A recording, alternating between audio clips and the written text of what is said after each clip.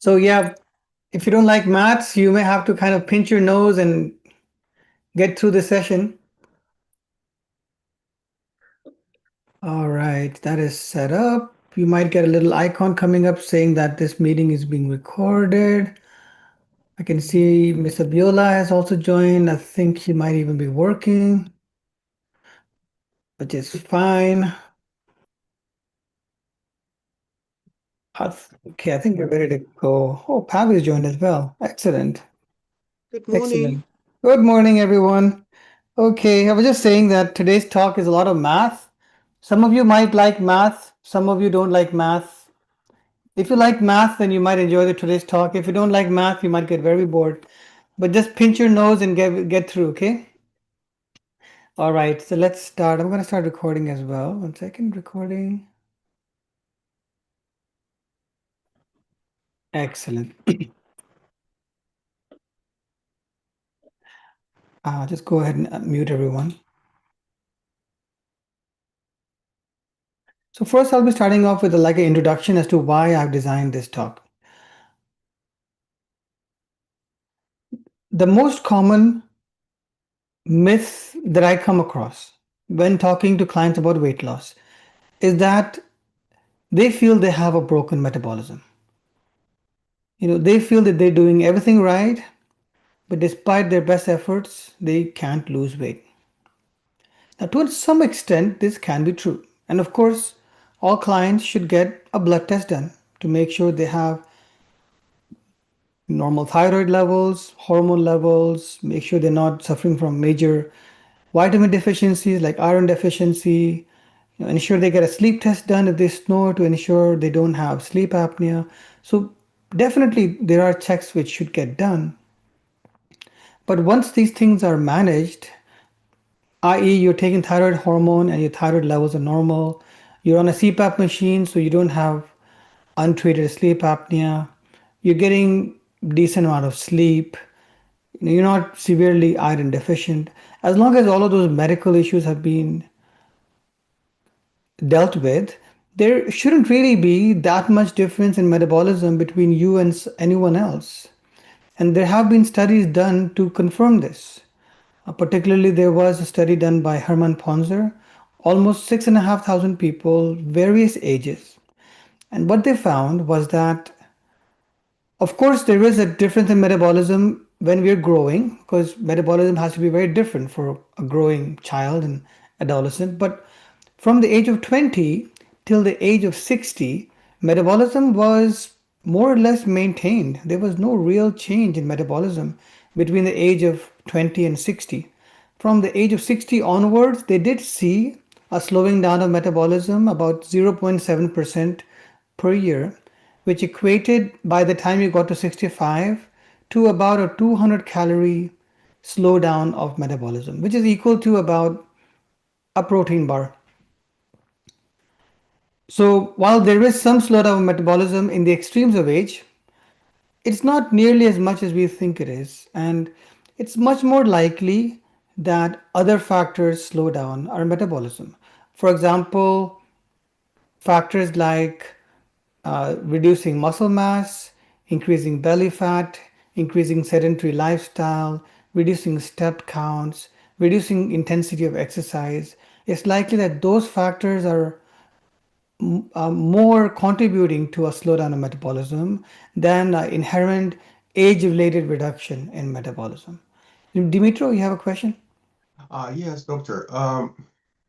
What is the definition of metabolism you use?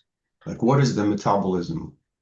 Yeah, good question. How is it measured? So, like, when you say decreasing or staying the same, what does it mean in terms of like simple words, maybe? Yeah, so metabolism, when people think they have a broken metabolism, what they're thinking is that they are eating the same as someone else, but they're gaining more weight. And that's because they're not able to burn the calories, they're not able to be burning more calories at rest. Therefore, they are storing more calories. That's the common perception, what people think. When we use the word metabolism, it's not the scientific definition of metabolism that we're using. We are kind of just using the word that people think they're what people think they mean by metabolism. This is more or less what they think. We know that when you consume calories, that's going to incur a net gain in calories. We know that when we are exercising or active, we know there will be a net loss of calories. We know that digesting food utilizes calories. We know that all our bodily functions utilize calories. But people who feel that they have a broken metabolism, they feel that even when accounting for all of those things, but even when accounting for calories coming in, calories being burned at rest, they have an unfair disadvantage where they just store more calories despite all of those other parameters being equal. And this is what the studies disprove, that no, actually, if you look at all those parameters, there isn't much difference between people. Yeah, go ahead, Dimitra. Yeah, so it's basically, can we say that this is the rate of calories utilization, basically how much and Yeah, how fast we burn the calories that we get from food? yeah, Is yeah. that's the Particularly at rest. Particularly at rest. okay, okay. Yeah. So obviously calories burn when you exercise. Obviously, if you consume more fiber, more protein, and more whole foods, you burn more calories while digesting that food because of what's called thermic effect of food. When we are more active, we walk more steps, we burn more calories. Even other things like fidgeting, moving your hands around, being generally just a bit more active person will burn more calories at rest. But people who feel they have a broken metabolism, they feel that despite everything else being equated, they still have an unfair disadvantage, which studies show is not really the case. When you do the scientific studies, metabolism is quite even across the population. There are changes in metabolism, and we have talked about those changes, what we describe as metabolic adaptation, which can be brought on, for example, by chronic dieting, chronic starvation, for example, and all, but more so because of the loss of muscle and the loss of activity than some inherent loss of metabolism. So that's the important differentiating factor. When everything else is evened out, it appears that primarily it's a loss of muscle, loss of activity, gain in fat mass, which tends to, quote unquote, slow down the metabolism. Because remember, muscle is the active tissue in your body, which burns calories even at rest, while fat is the kind of inactive, just battery storage tissue in your body, which doesn't take up a lot of calories.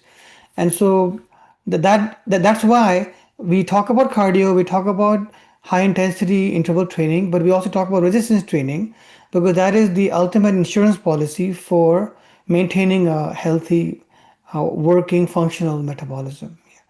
So let's get to the talk now.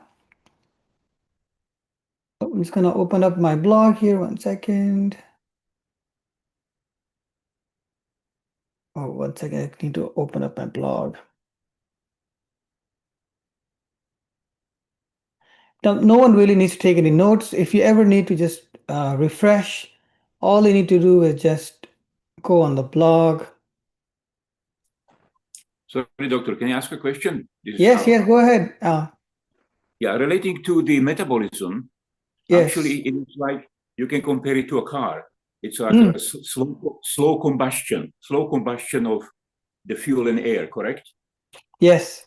Yes, that would be a Like good that. analogy. Yeah. It's a bit like how when you get a really old car, the horsepower goes down. It becomes a more leaky engine. You do a dyno test and it doesn't have as much power anymore as it used to. So yeah, so as you get older, the metabolism will slow down as well. Yep. But that's more marked after age 60. Between age 20 and 60, metabolism is actually fairly maintained. Right, so let's get to the talk. Like I said, a lot of maths today. This is the blog. We're talking about master nutrition, math in 5 steps for guaranteed weight loss. All right, this is what we talked about, the metabolism myth. Herman Ponzer did a study of almost 6,500 people. And it showed that metabolism, so this is the burning of calories independent of exercise and independent of other factors, is about the is about even from age 20 to 60. From age 60 to 65, there is a decline about 0.7% per year, but that equates to about 150 to 200 calories per day difference between the age of 20 and 65, which equates to about one protein bar. So even though there is a slowdown in metabolism, it's not nearly as significant as we often imagine it to be. So what actually causes weight gain over time? The most likely cause is loss of muscle, increasing fat mass, reducing daily steps, and a more sedentary lifestyle. And this is one of the things about luxury that I like to talk about. All of us, as we get older, we often start earning better money, and so we can have more luxury. And unfortunately, a lot of the time, luxury means not having to move as much. You don't have, you can get remote controls, and then you can get voice controls, and then you can even get gesture controls, and you don't even have to move your pinky finger. That's luxury. But that luxury isn't really good for us. Body movement is important. Um, Often there is this binary false dichotomy of biology versus physics in social, particularly in social media. People who say calories are fake, never count your calories, it's all about your hormones. And then there are the opposite, often these are personal trainers. It's all about the calories, no one cares about your hormones. And the truth is, it's a false dichotomy. They're both important, and we talk about both on the program. Our next three talks will be about gut microbiome, chronic systemic inflammation, insulin resistance. That's all biology. But physics and maths is also important. So biology would be things like your sleep, your stress, your hormones, your gut health. These things do affect hunger, cravings, and adherence to the program. Your level of discipline is affected by your hormone levels. Equally, calories in, calories out is physics. That is predictable, that is reproducible. That is, the maths never lies. Your biology might trick you, but the maths will never trick you. Dimitri, go ahead. Uh, I have a question about hormones, like the hormonal level when people are younger, they have higher hormones and that make results in higher physical activity and also probably in higher, I don't know, temperature, maybe like the body is working faster and it's burning the fuel better. And then with age, what's happening with the hormonal levels? Like again, do you have like the same data or same kind of similar information between, let's say, 20 to 60? What happens to the hormones? Because and what's the relationship between hormones and the weight gaining or weight loss? Yeah, yeah. In this study, they said 20 to 60, but I would say it's probably more like 20 to 50 or 55 that metabolism stays quite the same. But certainly, once women go through menopause and once men go through, you can describe andropause, which is a much slower process, which is like your testosterone levels going down, there is definitely a shift which occurs. And the shift which occurs is very detrimental from a metabolic point of view. So, for example, when women lose estrogen, they start collecting much more belly fat, the same fat which would have been collecting around, what you describe as like a pear-shaped female kind of shape, turns them more into an apple kind of shaped female shape, which is because of the lack of estrogen. So there is that, and we know that it is the belly fat which is the most dangerous for metabolic health. And the same applies to men as well. As men, testosterone starts going down, muscle mass would start going down, and as muscle mass goes down, belly fat would increase. And certainly, so I do feel that once you go past menopause and andropause, there is a negative shift in metabolism. But it's not so much about metabolism per se, it's also about how the hormonal balance, or rather imbalance, is leading to a less favorable fat deposition, more deposition of fat around the belly, which is more disease causing. Yeah, yeah, that's a good point. In fact, I should probably create a talk just to talk about these two topics, menopause and andropause, possibly. Yeah, maybe that's something I'll talk about in the future as well. I might not get into medication. I might not get into testosterone replacement or menopause replacement because that's really for the specialists. And in most cases, that's not required. But we'll try to talk as much as possible about natural ways of boosting estrogen and boosting testosterone. Yeah. Yeah, I'll create a talk for that. I think that's an important talk. Wait, let's get back to it.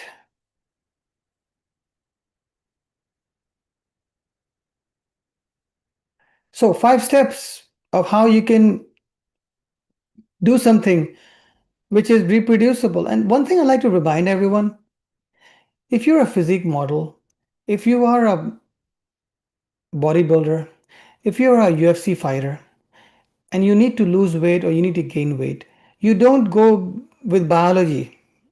You just go with the maths. Those people track the numbers, and these people can gain weight at will and they can lose weight at will. You've seen actors, they gain weight for a certain role and then they lose weight for a certain role. And you've seen fighters, they want to go up to a certain weight category, so they gain weight.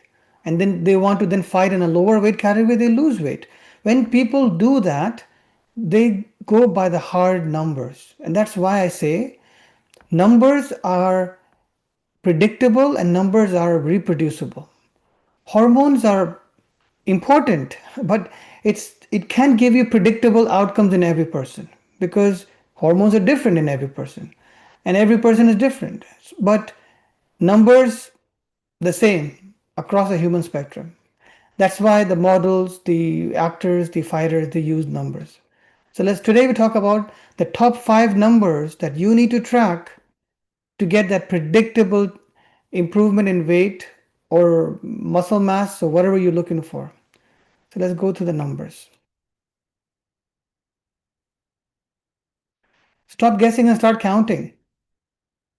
A lot of people will try to eat clean, cut out the sugar, do fasting, keto, detoxes, but they won't measure. It's a bit like you're trying to save money, but you're not tracking your income, you're not tracking your spending. If you want to save money, you need to track. You want to make changes in your weight, you need to track. The core equation, 1 pound of fat or half a kilogram of body fat equates to about 3,500 calories over a week. And so if you download these apps, which are the really easy apps I recommend, Snap Calorie, Cal AI, Macro AI, the free version has 3 pictures per day. The paid version is usually about $2 to $2.50 per month, but you do have to purchase the whole year subscription. It makes it really easy for you. Just take a picture and that's all. On average, you would need to be in a 500 calorie deficit to lose 1 pound of body fat per week. Now, a lot of you will have joined me on my talk about calorie cycling, but essentially, I do recommend that to avoid a slowdown in your metabolism, do not stick to the exact same calories every single day. Because if you do that, there is increased risk that your body will slow down to that level. Instead, decide 3 to 4 exercise days per week and 3 cardio days per week. On the exercise days, prioritize your protein intake, increase your calorie amounts, go up to or maybe perhaps even surpass the levels recommended by the app on those days. But on the cardio days, you're more focused on your step counts, on the cardio you're doing, and also in a calorie deficit. And so you reduce your calories by the same amount so that the average net deficit is 3,500 calories per week. But it doesn't have to be exactly 500 calories every day. More on the resistance training days, less on the cardio days. For most people, you should be aiming for about a pound or half a kilogram per week weight loss. A client who is, say, significantly overweight could consider a higher target, maybe double, 1 kilogram of 2 pounds per week. But there is risk that the more faster you lose weight, the more of that weight might not be fat. It could also be coming from muscle. And that's why you do have to be careful about that. So that was calories. Next, we move to protein. But before that, let's have some questions. Any questions about how to track your calories? Anyone who's too scared and still hasn't started, despite all of these talks, uh, or has decided he or she is never going to track calories?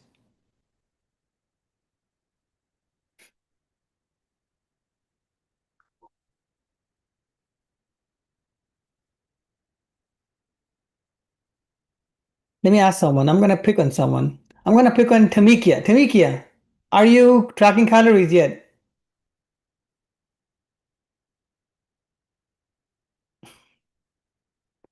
She's unmuting herself. Let me just help you. Oh, you just did. Um, Yeah, go ahead. I track calories, but sometimes I forget to record lunch and dinner. So I'll feel good in the morning and I track and then I forget to track. Yeah, Yeah, that's cool. But you know what you can do? If you remember what you had, you could just add it later as well. And it wouldn't be yeah, as accurate. You probably wouldn't be able to weigh it. yeah, You probably have to estimate. But you know, on the app, it has a describe button with a microphone. If you yeah, don't like typing, just use the microphone. Just say out whatever you want to track, and it will just add it in for you. Better to do something than nothing at all. Yeah, yeah. good job. All right, let's move to the number two. Number one thing to track is your calories. Number two is protein.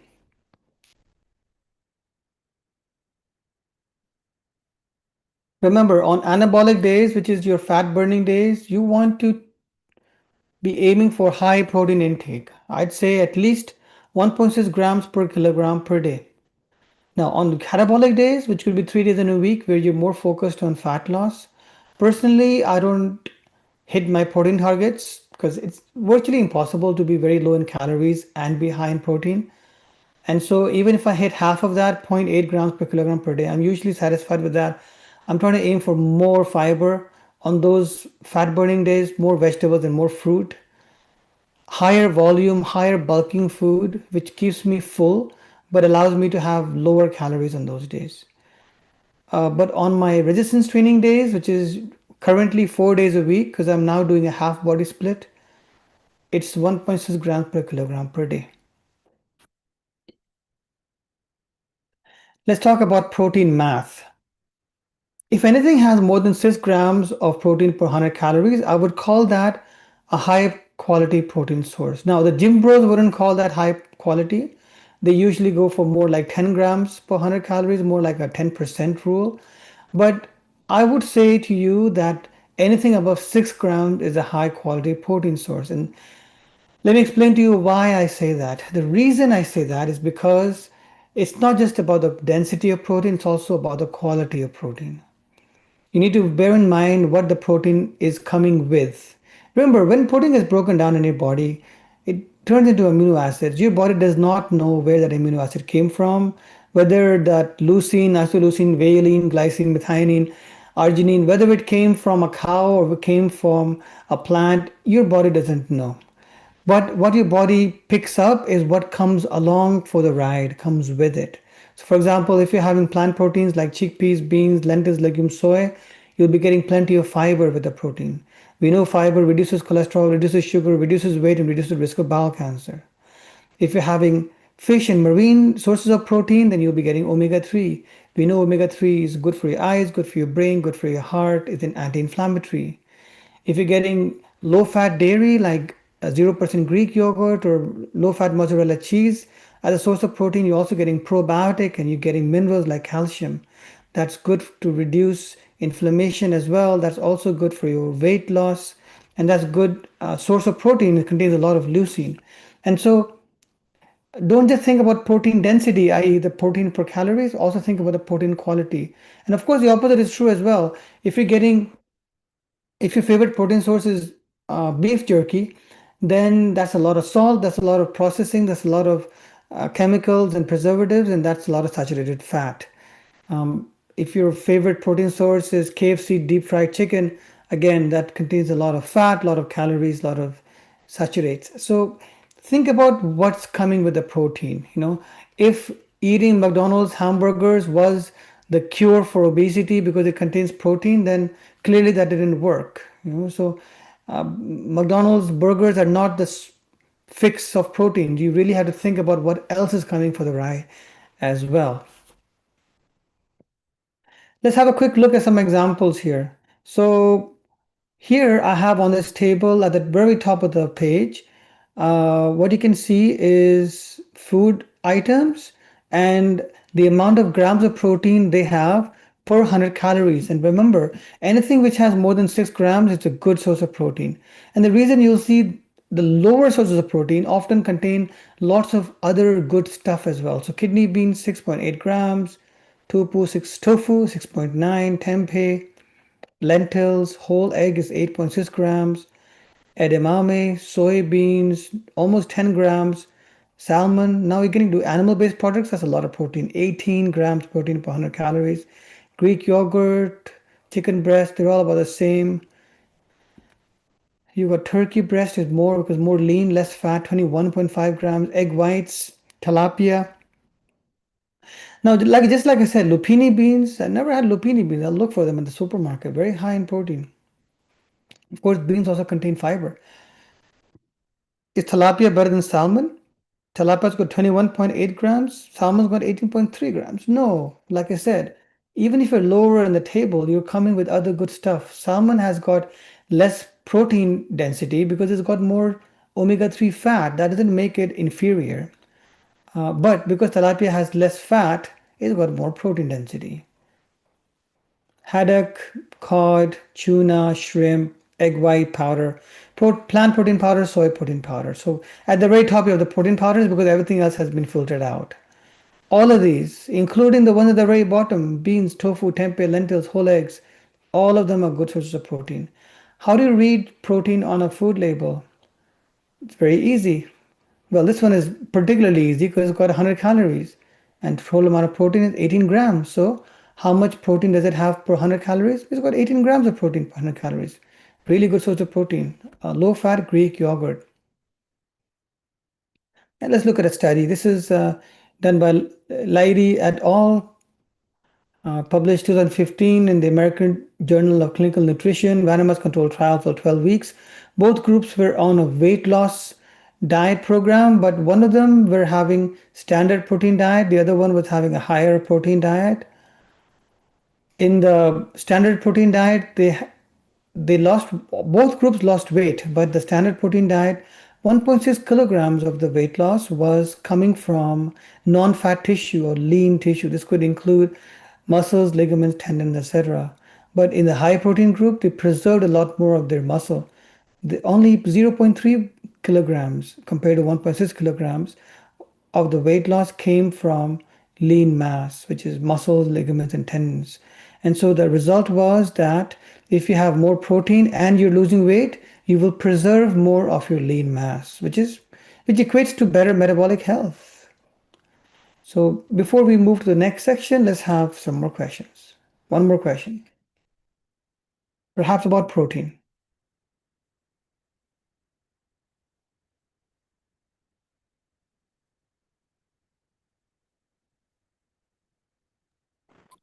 Doctor, my question would be, can we overdo it with protein? And if we do, what would be the result? Too much protein. Yeah, great question. This is a really interesting question, and there is evidence that a lot of people point to evidence that protein could be bad for your kidneys or could have damaging effects. If you look at the data in more detail, particularly if you do something called a systematic analysis or a more deeper analysis of the data, all that evidence seems to point towards red meat protein causing problems. So people eating lots of beef, pig, goat, lamb, etc., and also getting protein from full fat dairy kind of products. But there is really no data to show that people consuming most of their protein from plant proteins, marine fish based proteins, and low fat dairy proteins would be having any adverse outcomes, even for the kidneys. In fact, there is good evidence of improved outcomes with consuming more of those food products, which really comes down to the same message that I said to you before. To the body, protein is the same regardless of where it comes from, because it all gets broken down into amino acids. It appears that what the protein came with, i.e., whether it came with inflammatory, red meat contains a lot of inflammatory products, TMAO, NE5GC, heme iron. I have a whole blog on that topic, how red meat causes cancer. And of course, we know ultra processed foods, they also contain preservatives and other kinds of chemicals. It appears that protein itself is not damaging, but when it comes from the wrong sources, i.e., if someone's hitting their protein targets by eating beef jerky sticks, that's probably harmful for their health. But if you're hitting your protein targets consuming low fat Greek yogurt, salmon, and soy products, there's really no evidence at all that causes any kind of harm or damage. In fact, there is evidence of the opposite that is beneficial. Now, once people get to really severe kidney damage, they can excrete urea, which is a byproduct of protein, so they have to reduce their protein intake. But that doesn't mean that the protein caused the damage. It's just that they cannot tolerate the protein anymore. The same applies to certain medication. Patients who take metformin for diabetes, once they hit a certain low kidney function, we call that chronic kidney disease level 4. Once they get to level 4, we often have to stop the metformin because their body can't clear the metformin anymore. It doesn't mean metformin caused it. If anything, metformin was preserving kidney function, but after a certain level, you can't take the medication anymore because your body can't clear it anymore. And so the same sometimes applies to protein. A lot of people with kidney failure, with diabetes and blood pressure, etc., they will be told to reduce their protein intake because their body can't clear urea. And then they will get the impression it appears that the protein is what damaged my kidneys. But that's not the case, particularly not for marine proteins, plant proteins, and low fat dairy proteins. Great question. That was very important to clear that up. So let's get back to the talk. Number 1 was calories. Number 2 is protein. Number 3 is fiber. Fiber targets 20 to 40 grams a day. One thing I like to say is that we're having in society a huge weight problem, but trust me, we're not having a huge protein problem. Everyone's getting plenty of protein. Everyone's eating plenty of beef burgers and all kinds of stuff, and everyone's gaining a lot of weight. The cause of all the problems of society is not really lack of protein, but it definitely could be a lack of fiber. Fiber is lacking big time. The average American's consuming something like 10 to 12 grams of fiber per day. The recommended is double of that. Recommended fiber intake is 20 to 40 grams of fiber per day. And I aim to try to be on the upper end of that on my catabolic days, which is my fat burning days, 3 days a week. Those days that I do cardio, not resistance training. How do you check for the quality of fiber? Well, I like to use the ratio between fiber and total carb. You want more fiber and you want less total carb. So what you can do, you can take the amount of fiber and multiply it by 8, and then look at the total carb in that food. If total carb is more than that, it's not a very good food item. That means it probably has quite a lot of added sugars. But if the total carb is less than fiber times 8, so less 1 to 8 ratio, then that's a good food item. Let's have a few examples here. I'll have a table here in which I'll have the fiber, the total carb, and the carb to fiber ratio, okay? And in fact, there's a fiber to carb ratio. So I'm just going to show you here. Actually, I made it carb to fiber ratio. I should have made it 1 to fiber to carb ratio, but it's fine. It's the same thing. If the number is 8 or below 8, that's a good ratio. If it's above 8, then that's not a very good ratio. Okay. I just use, instead of using carb to fiber ratio, I like to use fiber to carb ratio simply because I like multiplying by 8 rather than dividing. I don't know. I just like multiplying more than I like dividing. I guess I could do dividing as well. I guess you could also do it the other way around. You could take the total carb, divide by 8, and you want fiber to be more than that number. So I guess that's one way you could do it as well. But here we have the fiber, the carb, and the ratio of carb to fiber. And if the number is below 8, that's a good ratio. Okay. Quinoa, 7, it's good. Whole wheat is good, 7. Rolled oats, even better, getting to 6s now.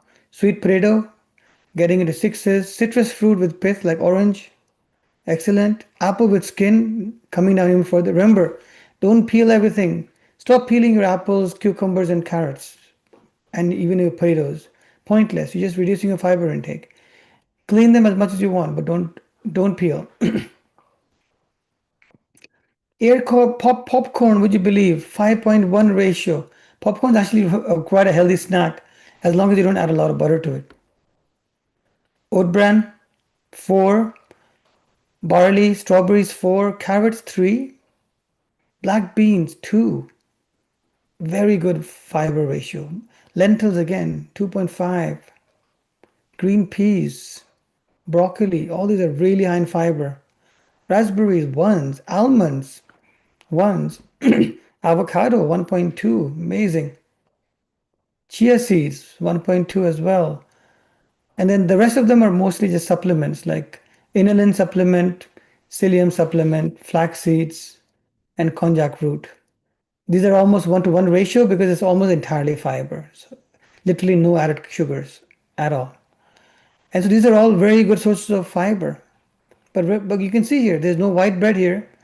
There's no white rice. There's no plain white pasta because those are low fiber options. And you won't be doing yourself any favors by having all of those. We call them naked carbs. Naked carbs are the carbs where the brown has been taken out. Example of how to read a food label. It's just easier for me to do it this way. I guess you could do the other way around as well. So take the fiber, 5 grams, multiply by 8, 40 grams.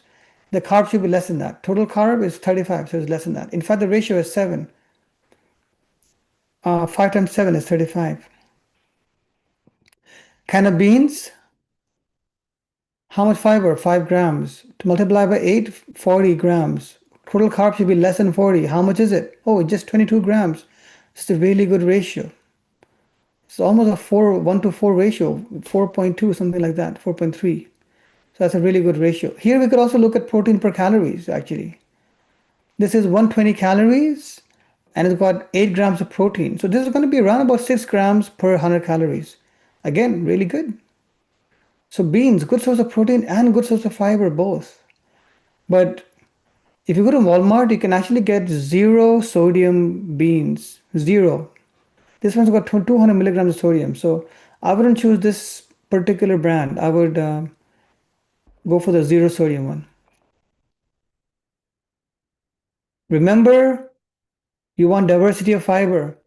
Soluble fiber slows down digestion, reduces cholesterol, reduces sugar, and reduces calorie intake, reduces weight. Insoluble fiber improves bowel movement, reduces risk of bowel cancer. Fermentable fibers, they feed the gut microbiome, make you produce more of those helpful chemicals like GLP-1, peptide YY, GIP, those same hormones which are copied with those weight loss drugs like Ozempic, Mounjaro, Wegovy, and Zepbound. And so all kinds of fibers are important.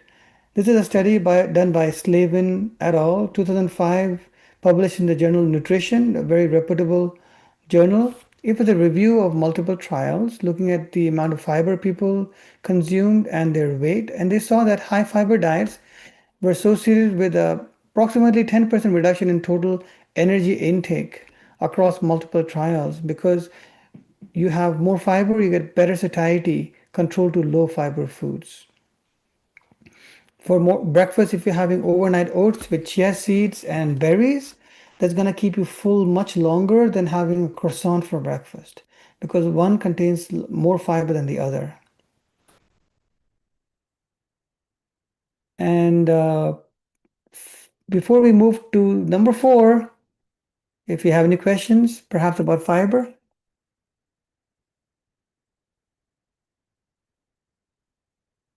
Dimitro, go ahead. Oh, sorry.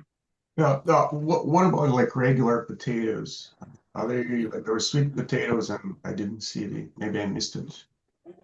Yeah, regular potatoes have fiber as well. I prefer, it's like for me, it's like a hierarchy. My favorite is sweet potatoes.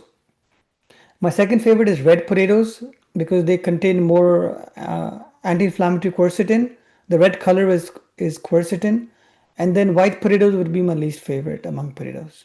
Yeah, but potatoes do contain fiber. So roast potatoes, if you're replacing white rice with simple potatoes on the side, that's plus. That's you moving up that way. Yeah. And they also contain a lot of satiety. I mean, 2 big potatoes could be 150 calories, and they would keep you full for hours and hours. So potatoes really fill up your stomach, and they provide a lot of satiety. See, the problem is that potatoes are given a bad name because they're very commonly used within ultra processed foods. So you come with a, let's say you start life as a potato, extremely healthy. You peel it, you get rid of all the fiber and the skin and perhaps even the red pigment. So it's become a bit processed and it's less healthy. Now it's got just starch and sugar. Then you deep fry it to make potato chips or whatever you want to, pakoras. Now you made it really quite unhealthy. It's full of saturated fat and a lot of calories. Then you add a lot of salt to it, make it even more unhealthy. Then you add a lot of chemicals and preservatives and turn it into some potato chips. Now it's really unhealthy. So you can see how that potato, which could have been just simply just been cleaned up and roasted with started life as a healthy food, got turned into a really unhealthy food by more and more processing. So, and then the whole potato gets a bad name that don't eat potatoes. No, it's not the potato that's a problem. It's the way that it's been processed as a problem. Yeah. Same with rice. Start life with brown rice, healthy. You take away the brown. The brown contain the zinc, magnesium, healthy fats, healthy proteins, fiber. You take it away, you're left with white rice, less healthy. You add some full fat milk and sugar onto it, make it into a kheer or some kind of pudding, even less healthy. You add some preservatives and more chemicals into it, turn it into some rice cracker, even less healthy. So you started life as a healthy food, a brown rice, but now you just made it increasingly unhealthy the more you process it. So it is a processing which makes these carbs unhealthy. They're not inherently unhealthy. They get made unhealthy. Yeah. Al, I think you were asking a question, right, Al? Yes. I had a quick question about bread. Breads like whole grain. How would they level up, with fiber, like in a very natural form? And I know most of the stuff we eat is processed in the store. I was even thinking of baking my own bread, You can bake your own bread if you like, Al, but my suggestion is just go by the data, just go by the values. You can trust the values. Yeah. You know, bread is probably the area with the most marketing fluff. If you remember, Al, when you came to the office that day, and I think you were the one who brought the sourdough multigrain rye bread. Yes. That's And right. it had the worst values. It had a 1 to 10 Right. ratio of fiber to carbs, right? And then the standard bread, multigrain like Dempster's Ancient Grains or Country Harvest Flax and Quinoa has a 1 to 6 or even 1 to 5 ratio of fiber to carbs.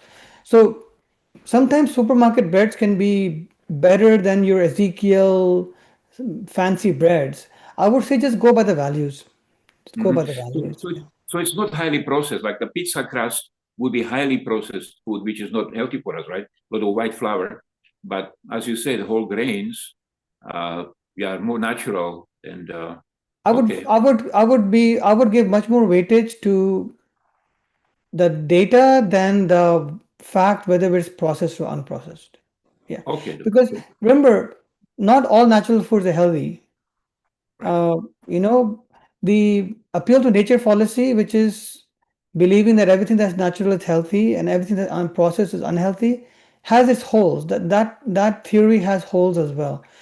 It is generally true that most food which are natural are healthier than unnatural foods. That is generally true, but not in all cases.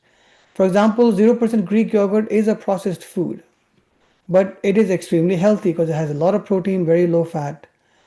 Similarly, there can be processed breads which are healthier than more natural breads, just by virtue of what they have inside. Like Dempster's Ancient Grains, I don't know what grains they put inside, but it's got really good values. I think it's got 6 grams of fiber for 35 grams of total carbs.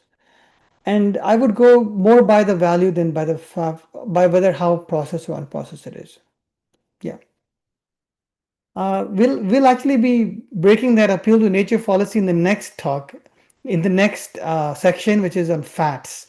Fats is a really interesting section, and most of those people, especially people spreading misinformation on social media, uh, those people do a lot of appeal to nature.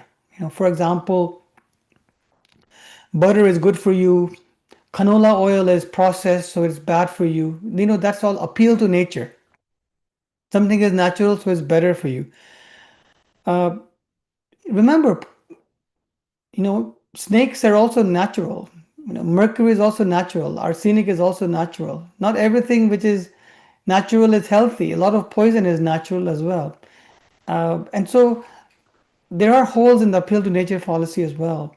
And we'll discuss that in more detail in this next section here, which I think everyone will find very interesting. Let's go to the next section. So we talked about number 1 is calories, number 2 is protein, number 3 is fiber, number 4 is fat.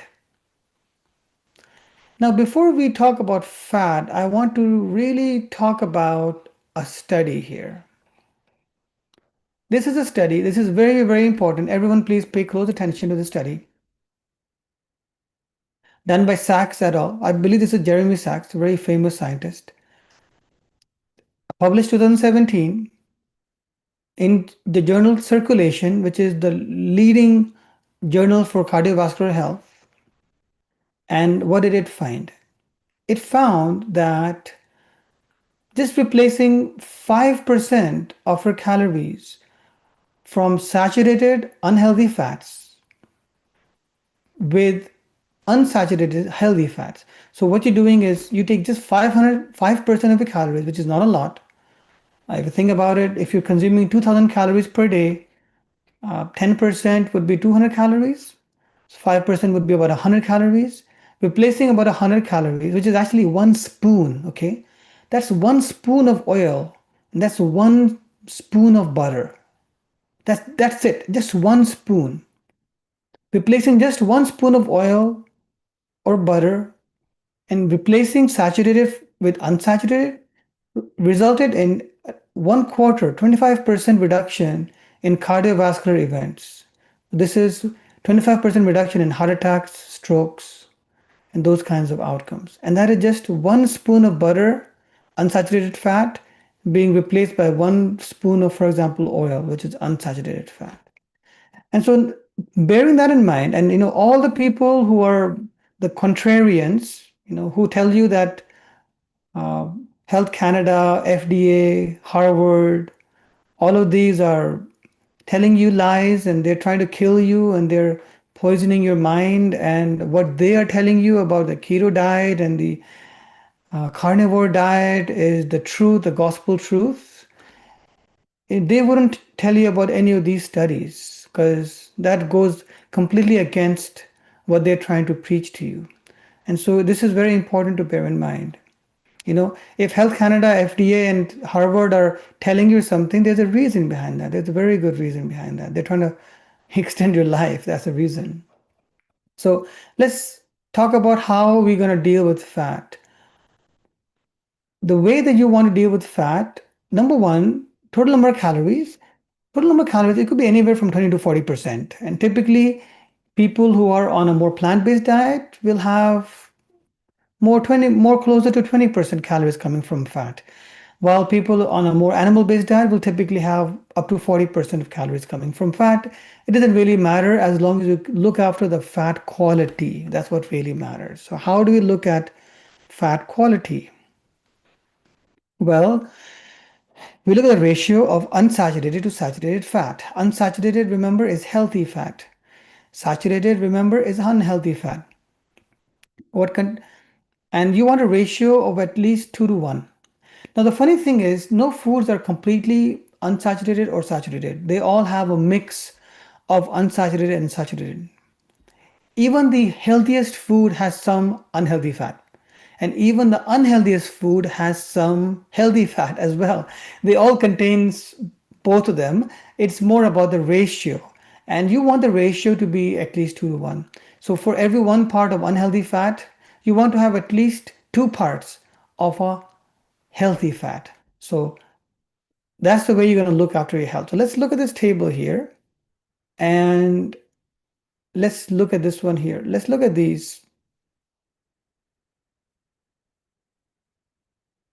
So the first table there is good fat, healthy fat. All of them have some healthy fat as well. The next one is unhealthy fat, saturated fat. And look at the ratio on the last table. You can see the last column, not the best. You really want more than 2 to 1. You want more than double good fats versus bad fats. You can see coconut oil, ghee, butter, lard, and beef. Even lean beef, not doing very well on that front. Now you move up to the first item which has better than 2 ratio, which is eggs. 2 to 0.3 to 1. So for every part of bad fat, whole eggs do contain 2.3 parts of good fats. So anything which has more than 2 is acceptable. But let's keep moving up. Chicken 3 to 1, salmon 3 to 1, sardines 4 to 1, olive oil 5 to 1, avocado 7 to 1, peanuts. And these are not roasted peanuts, these would be like just standard raw peanuts, 7 to 1, chia seeds 8 to 1, walnuts 10 parts to 1, flax seeds 10 to 1, almonds 11 to 1. Some of these things have actually featured on multiple lists. Remember, chia seeds, flax seeds, almonds, avocados, they featured on the fiber list, they featured on the protein list, they're even featuring on the fat list. These are superfoods. Sunflower seeds, 11 to 1. Does anyone remember who the topper is? Who's got the most good fats to bad fats? Anyone remember? I'll give you a hint. This is the food that is the most toxic food as per social media. Everyone who wants you to do keto, carnivore, and they want you to eat beef, lard, butter, ghee, and coconut oil all day, they say this is the most toxic, dangerous, processed, inflammatory food. That's what they claim, the contrarians. Any guesses? No guesses? Canola oil, I think. You got it, canola oil. Yep. Who said that? Who was that? Me, Joanne. Joanne, well done. You were listening last time. Excellent. You're right, canola oil. Canola oil stands for Canadian oil. Canada oil, low acid. So it was bred in Canada using rape seeds, and it was bred in such a way to reduce the amount of uric acid within the oil. And so Canada oil, low acid is canola oil. 12 to 1 ratio of unsaturated to saturated fats. All of these are good. Canola is good, avocado is good, olive is good, they're all good. Flaxseed oil is good as well. They're all good. Yeah. But all the people on Instagram and Facebook telling you to not consume this will be the same people telling you to consume beef, lard, butter, ghee, and coconut oil, which scientifically has been shown to increase your risk of a heart attack. So bear that in mind next time you see those influencers on Instagram and Facebook. Let's have a look at some food labels. Now, there's one very important thing that I want to highlight to everyone.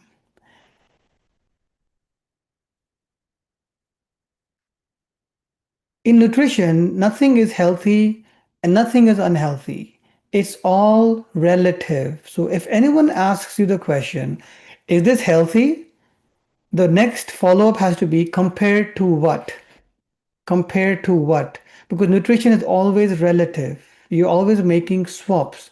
You're always finding alternatives. Like if someone says to me, is Diet Coke healthy? I'd say, do you mean compared to normal Coke? Of course it is. Do you mean compared to black coffee or green tea? No, not really.